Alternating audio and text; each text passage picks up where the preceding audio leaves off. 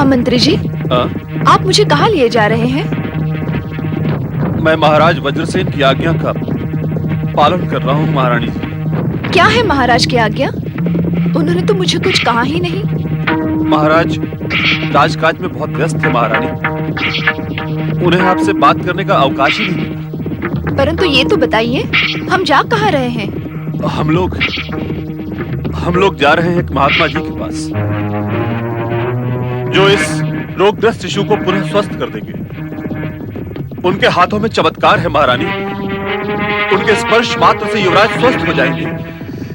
कहाँ है उन महात्मा जी का स्थान? यहाँ से दूर एकांत पर। क्या आप कभी उनके पास पहले गए हैं?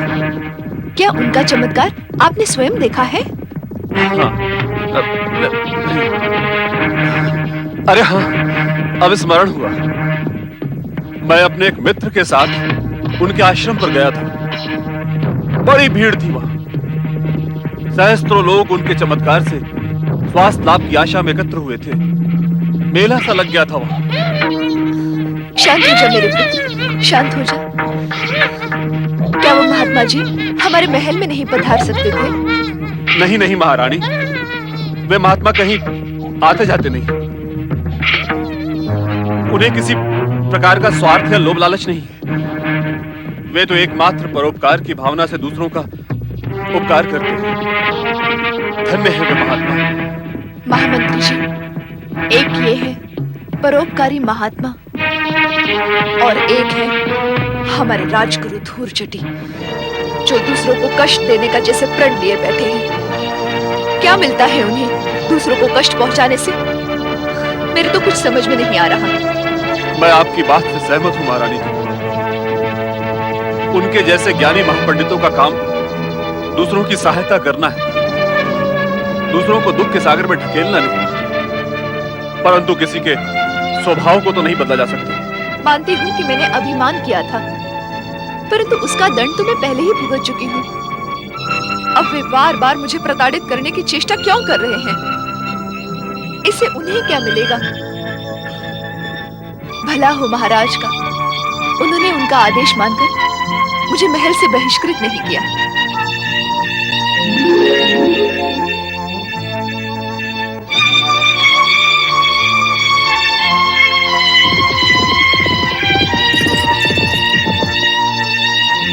महात्मा जी का स्थान और कितनी दूर है? बस आ गया, वो सामने दिखाई दे रहा है। साथी, रथ रोक। नारायण नारायण। भोलेनाथ, भोलेनाथ आप कितने दयालु हैं। इन माता पुत्रों को दुर्दशा से उबारने की जो आपने मुझे आज्ञा दी है, भोलेनाथ मैं इनकी सहायता का प्रबंध अवश्य करूंगा। भोलेनाथ मैं अवश्य करूंगा। दुखियों का दुख मिटाना यह नारद का भी तो परम कर्तव्य है। भोलेनाथ नारायण नारायण।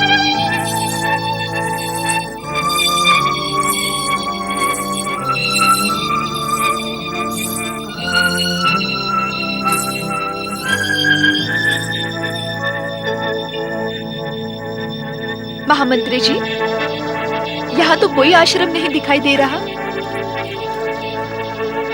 ये तो वन प्रदेश का शिवालय है।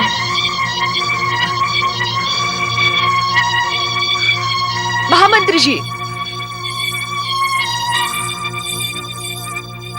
क्या बात है? कहीं हम दूसरे स्थान पर तो नहीं उतर गए? आप इस आश्रम का मार्ग बिसर तो नहीं गए? आप मौन क्यों हैं? महारानी जी, मुझे क्षमा करें। महाराज ने राजाज्ञा देकर मुझे इस धर्म संकट में ढकेल दिया है। आप क्या कह रहे हैं? मेरी तो कुछ समझ में नहीं आ रहा। महारानी जी, मैंने आपसे महात्मा जी के विषय में जो कुछ कहा था वो असत्य था। असत्य था? आपको मुझसे असत्य बोलने की क्या आवश्यकता पड़ी? आपको आघात न पहुंचे इसलिए मुझे असत्य बोलना पड़ा। महात्मा जी का बहाना बनाना पड़ा। मेरी विवशता को क्षमा कर दे महारानी जी, मुझे क्षमा कर दे। वो असत्य था तो बताएं, सत्य क्या है? सत्य ये है कि राजगुरु धूर्जटी के आदेश का पालन करते हुए उनके शाप से भयभीत होकर महाराज वज्रसेन ने आपका त्याग किया है।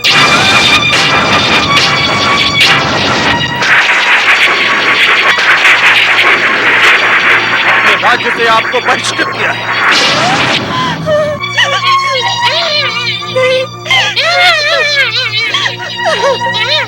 और मुझे इस अप्रिय कर्तव्य के लिए मैं क्या करता महारानी, मैं क्या करता, मैं विवश था। महारानी जी, आप इस शिवालय में शरण लीजिए। भगवान शिव आप दोनों की रक्षा करेंगे। मुझे क्षमा करें महारानी जी, मुझे क्षमा करें।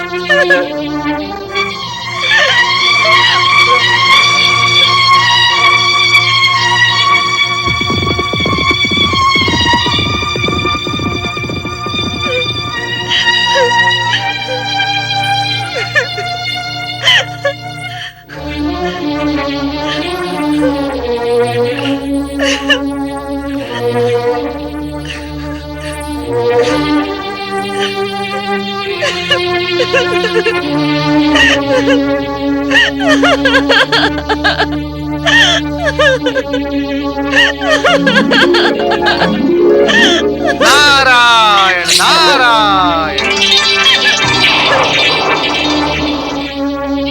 चुप हो जा बेटा, चुप हो जा, चुप हो जा बेटा। ओम नमः शिवाय। ओम नमः शिवाय। चुप हो जा बेटा, ना मत रो बेटा। नमः शिवाय। ना ना नमः ना, मत रो ना बेटा, शिवाय। ना। हे शिव शंकर, मेरे बच्चे पर दया करो, मेरे बच्चे पर दया करो। घबराओ नहीं बहन। ओम नमः शिवाय इस महामंत्र का जाप करने से संसार के बड़े से बड़े कष्ट का अंत हो जाता है। किंतु आप कौन हैं? मैं बाल ब्रह्मचारी हूँ। मुझे तुम अपना भाई समझो। भगवान भोलेनाथ तुम्हारे सभी कष्टों का अंत करेंगे।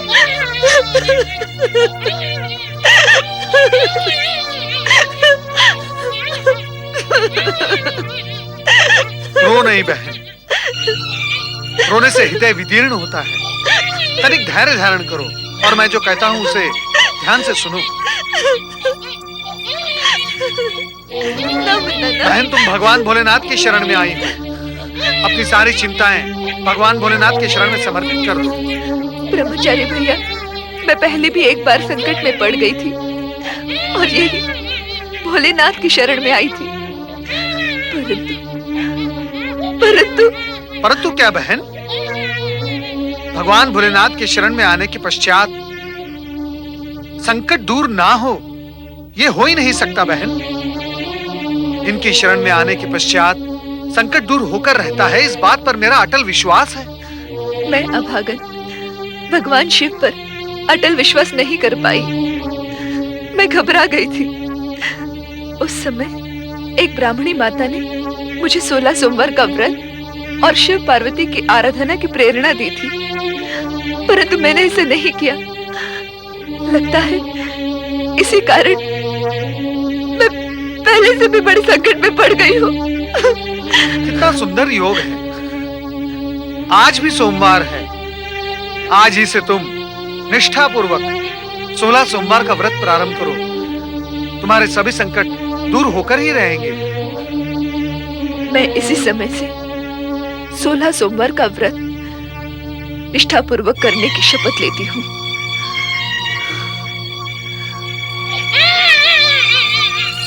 हे शिव शंकर, मेरे इस दुर्बल बालक पर दया करो, इसे शीघ्र ही स्वस्थ कर दो। बहन, क्या मैं ये पूछ सकता हूँ कि तुम कौन हो? किस संकट में पड़ गई हो? मेरी करुण कथा सुनकर क्या करोगे भैया? मेरे लिए अतीत विसार देना ही उचित होगा। हो सकता है मैं तुम्हारी कोई सहायता कर सकूं। नहीं नहीं, यदि तुम बताना उचित नहीं समझती तो रहने दो। परंतु बहन, इतना तो बताओ कि तुम्हारा नाम क्या है? सुमति। सुमति, जो कुछ दिन पहले वत्स देश की गौरवमयी राजकुमारी थी और युवराज के पद पर प्रतिष्ठित थी। युवराज? एक स्त्री युवराज कैसे हो सकती है? गर्व और अहंकार ने मुझे राजकुमारी से युवराज बना दिया था और इसी कारण आज मेरी ये दुर्दशा हुई है। मैं समझ गया बहन। युवराज का अहंकार तुम्हारे पतन का कारण बना। परंतु तुम तो इस शिशु की मां हो, अर्थात तुम विवाहित हो। तुम राजकुमारी थी तो तुम्हारा पति कोई राजा ही होगा। हाँ भैया, राजकुमारी से मैं दशारण देश की महारानी बनी, परंतु दुख साया की तरह मेरे पीछे लगा रहा और इसका कारण है राजगुरु धूर्जटी का प्रतिशोध। राजगुरु धूर्जटी? ये तो मेरे गुरु हैं। क्या तुम राजगुरु धूर्जटी के शिष्य हो?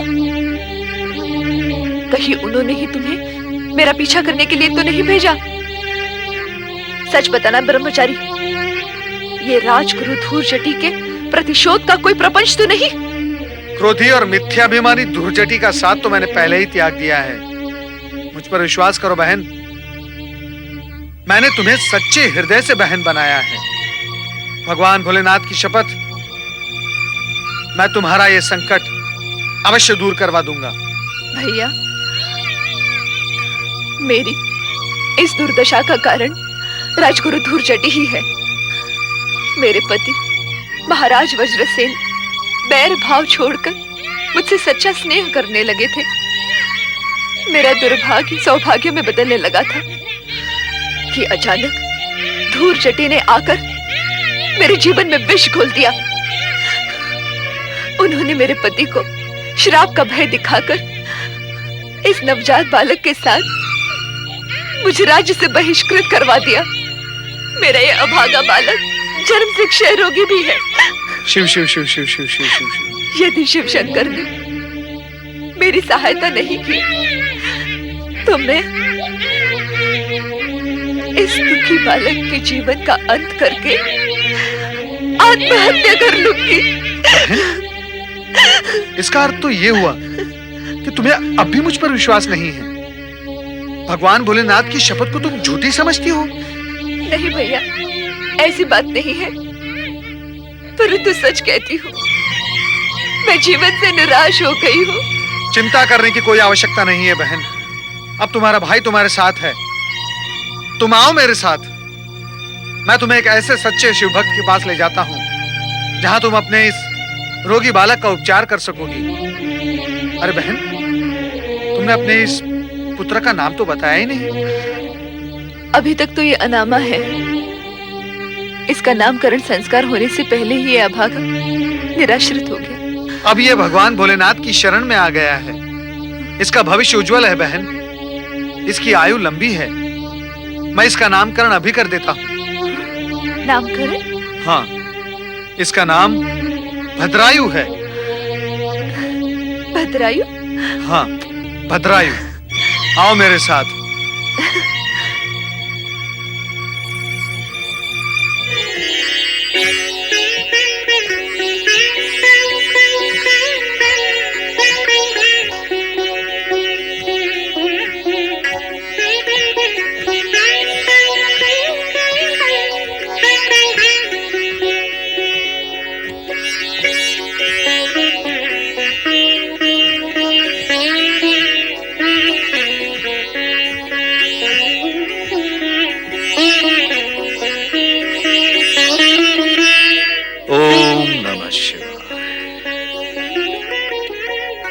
मुनीम जी, किसानों ने अनाज का भुगतान किया या नहीं? सेठ जी, हमारे किसान सच्चे और प्रामाणिक हैं। बिना कहे ही वे उपज भंडार में पहुंचा देते हैं। अब किसी किसान पर हमारा कोई ऋण शेष नहीं है। ओम नमः शिवाय। ओम नमः शिवाय। श्रेष्ठ श्री शिवचरण